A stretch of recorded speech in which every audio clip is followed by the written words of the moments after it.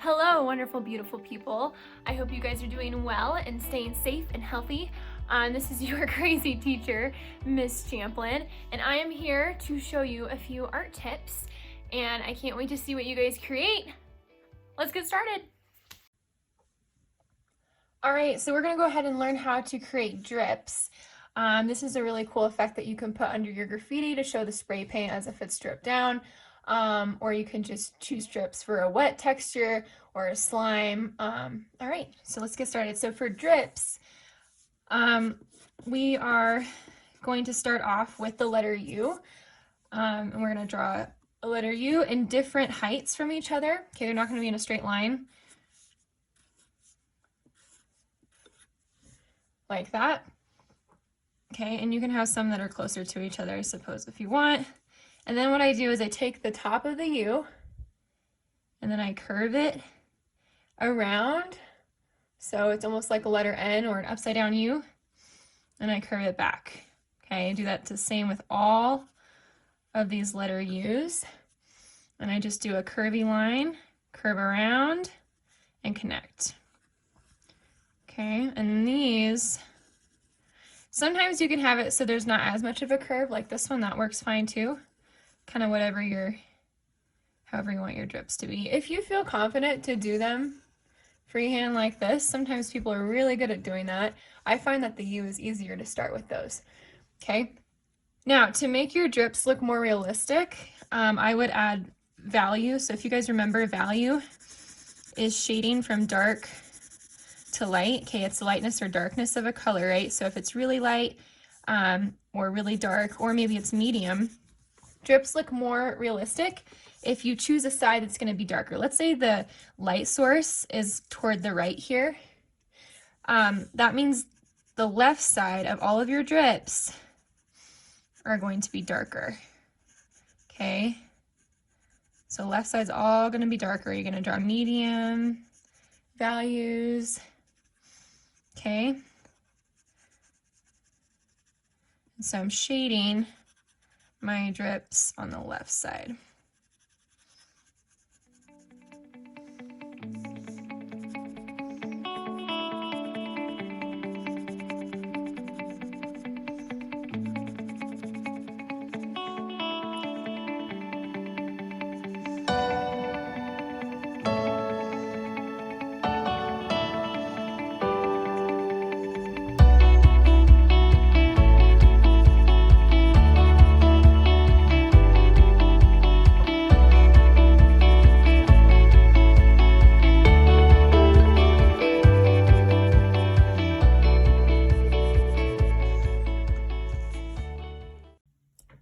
All right, now we're going to learn how to create fire. I get a lot of students asking me how to create fire because it can be tricky.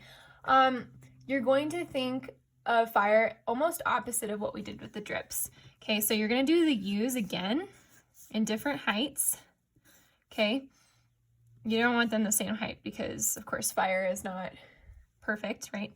And then what you can do, option one, you create a point in between your U's, okay? Or you can create an upside down letter V, okay? Whatever helps you, or you could do it freehand. So what you're gonna do, I guess all of this is freehand, but without a guide, I mean. You take a curved line and then you bring it up to that point. Then you come back in and then you connect to that lower U. If you drew the V, same thing. You just draw a curvy line up and then you curve it to connect to that U. Sometimes from the U, you can actually have that as the point, like this one. I'm gonna have connect there. You go up, and then you connect again. If I wanna have a few more letter U's, I go up, then I connect again. If I did the point in between, I use that as an anchor point, and then I connect again. Okay, so first you start off with your letter U's.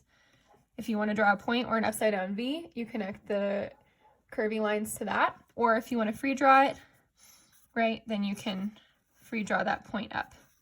Notice how it gets wider toward the bottom, okay? It always comes to that point toward the top. And same thing with the fire, you're gonna wanna either color it so it's red, orange, yellow toward the top, or you can shade it, okay? Sometimes, for me, I feel like red is a darker value usually than yellow, okay? And so we could either shade it. I'm gonna show you this half, what it would look like for shading, okay? And of course, this is not the absolute correct way to do this. There's so many different ways you can create flames. If you find a video on YouTube that you really like and you think looks really cool with flames, go for it. Try to mimic what that artist is doing. Okay, this is just a tip for you if you want to learn how to create flames. Okay, and notice how I keep that last part white. Okay, so you can create this. If you don't have colored pencils at home, this is a really great option. And it really teaches you how to shade. Notice how dark I'm getting on the bottom here. Okay, so you could do that with a pencil.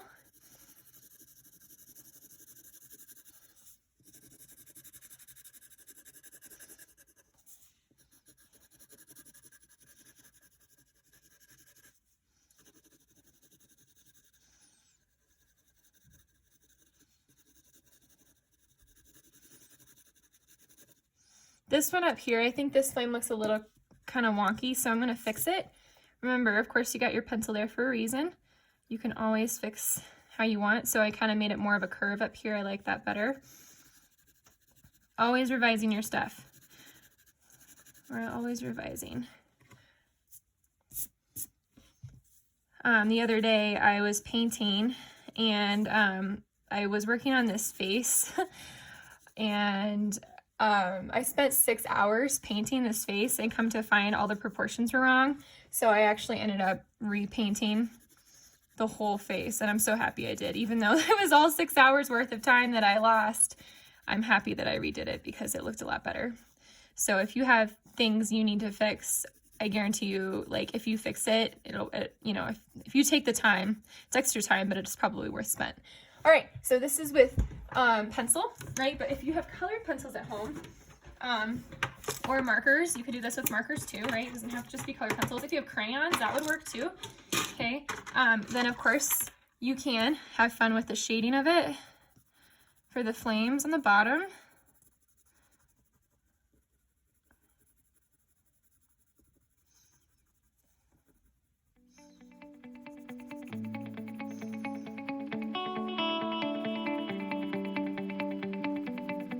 I am not requiring you guys to have colors, since I'm not certain if you guys have colors at home or not. I mean, some of you guys might, but not everybody has them, and that's totally fine.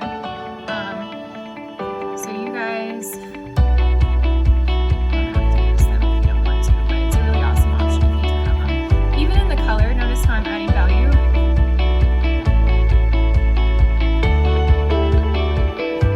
And on the sides, like the drips. Alright, so if you would like to add Sharpie or marker to your flames, that makes it look really cool too. A little more stylized. A lot of graffiti artists like to outline their work, right? Not all graffiti artists, but some. So if you want it more stylized, you could do that. Yeah, or if you wanted to use marker or whatever, that works too. So that's how you create drips and fire. All right, we are going to create arrows. There are a lot of arrows oftentimes in graffiti art, so I think it'd be kind of cool to show you guys how to create those. So some of you might already know how to create these, pretty easy, right? I would start off with basic way, starting out with a triangle, okay? And then of course, rectangle, boom, done. Super easy, and then you just erase. Okay, that's pretty easy. If you want them more stylized, right, you can curve the tops, have a rectangle. Okay, and then you can kind of have another little rectangle in between here. To create those arrows. To curve your arrows, that might be kind of fun. Or you could do the same thing with your stylized arrows. Sometimes you can bring the line up here, but then you can curve your stem of your arrow like that. Kind of fun. And sometimes you can have them wrap around other things. If you bring your line around and then kind of have them, these lines should always be parallel to each other, and as they curve, right, as this line is curving, this line is curving the same way, okay? So these right here are parallel. And then you could wrap it around something if you want.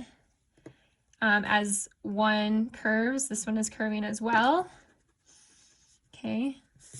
And you could have something wrap around, right? You could have it get smaller in size. See how this is getting larger?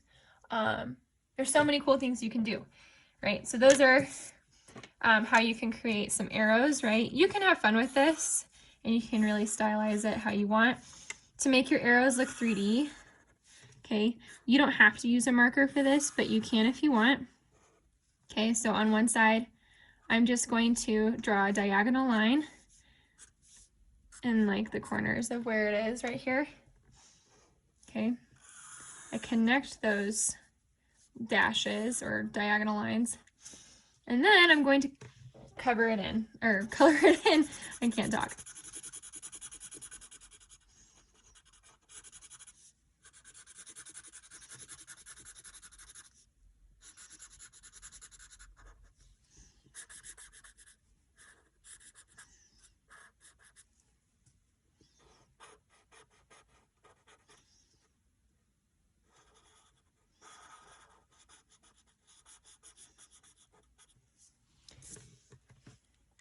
Okay, if you don't want to do that, you could also use pencil if you don't have a marker.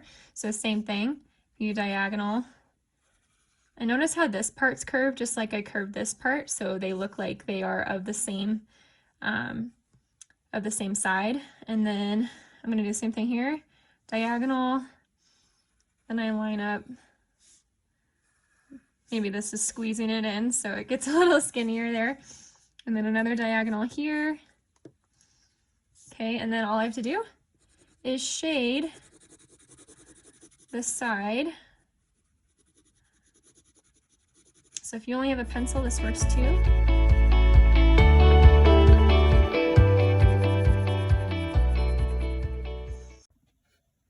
All right, so now I'm going to show you how to create cracks in graffiti. There are oftentimes cracks showing how the brick wall behind the graffiti is cracking.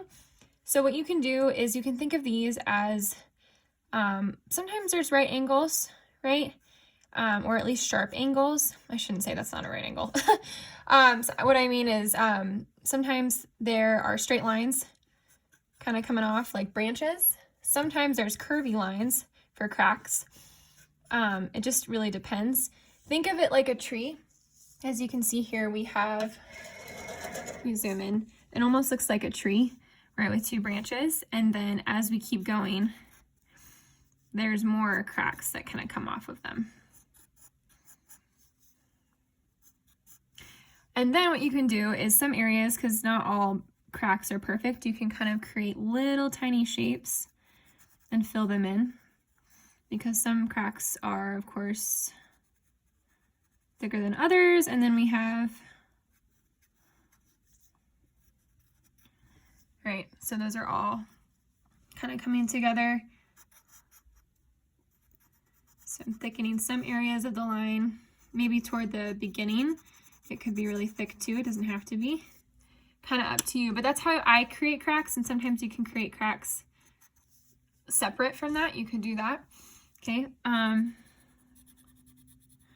that's kind of how I create them. There are other ways you can create them as well. This is just one way that I personally make them.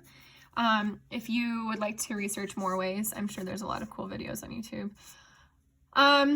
So that's how you create cracks. When it comes to a brick wall, I'm going to show you how to do that too. All right, creating a brick wall. You'll need a straight edge for this. If you don't have a ruler, you could also use anything from a container like this, some sort of rectangular straight edge here. A cereal box would work fine. And we are just going to create lines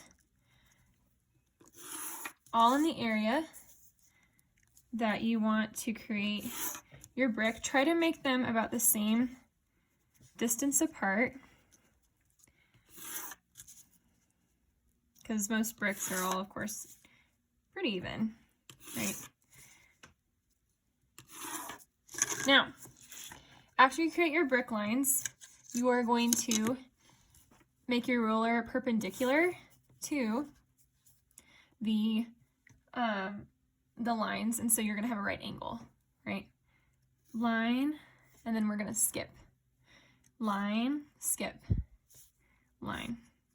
That way these bricks are interlocked, okay? If they were stacked one on top of each other, you know, like just one as you go up, if you make them with Legos, you'll understand that they'll just fall, right? But if they're interlocked, then they'll stay together. So we have to put the line here for the second row. We start on the second row. Line, skip, line, skip, line. Okay, and so the same thing, we need to finish out the second row. So about the same distance over here, I'm going to create that line, skip, line, skip, line. Okay, and now we need to finish out the first row and every other after that. So I'm going to kind of measure out, okay, I want that to be the same. Line, skip, line, skip, line. Same thing. Second row, make a little dash, line, skip, line, skip, line. Okay, so you will have your brick wall as you finish up.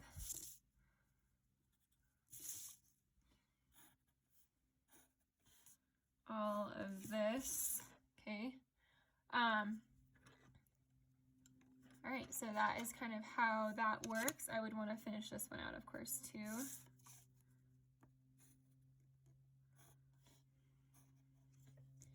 All right, and then, of course, you'd shade it in. If you want to use marker, you can. You could just shade it with pencil. What I would do is try to find the edges here, and then I would just shade those edges how you want.